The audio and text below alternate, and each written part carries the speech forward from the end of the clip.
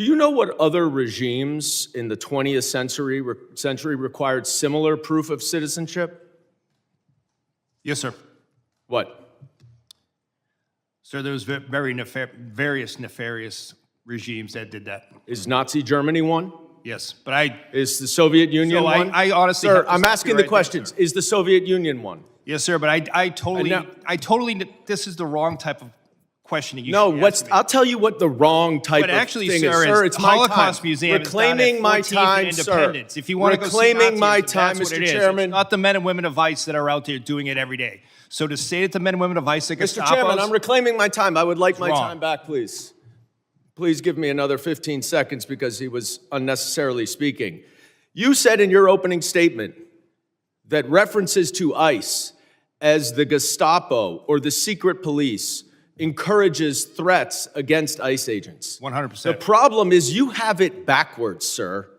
People are simply making valid observations about your tactics, which are un-American and outright fascist. So I have a simple suggestion. If you don't want to be called a fascist regime or secret police, then stop acting like one. But people are simply just observing what they are seeing. And that's why people are making those comments. Now, I was a prosecutor for 10 years, prosecuted mob bosses, organized crime, violent criminals, the actual worst of the worst. Not a single criminal law enforcement agent that I worked with wore a mask to conceal their identity. But your department, which is a civil law enforcement agency, is defending the use of masks by your agents because of a so-called rise in threats and assaults against your officer. Now, you said in your opening testimony that assaults against ICE officers are up by more than 1,400%, which is now even more than the 1,300% that your gaslighting spokesperson, Tricia from Ohio, has recently been citing. But here's the problem.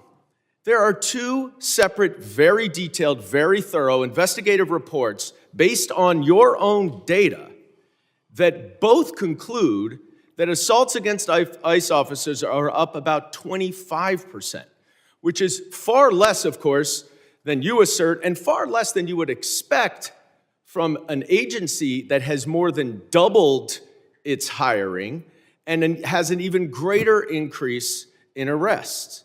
Now, why is that a problem, Mr. Lyons? It's a problem because the explanation that your agents are wearing masks because of fear of assaults or doxing is outright bogus.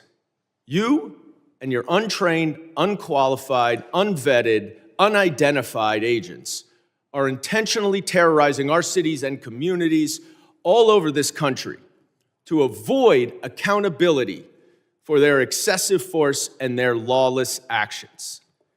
That is why you're wearing masks, so no one can hold you accountable, and you know that the FBI is not going to, because notwithstanding all of the investigations all of you say are going on, the Department of Justice and the FBI has stated they are not investigating those two murders.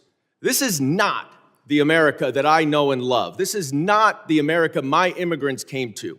And it's long past time that you rein in your out-of-control agency and start following the law and the Constitution, and I yield back. Gentleman's time has expired. I now recognize the gentleman from Arizona, Mr. Crane, for 5 minutes of questions.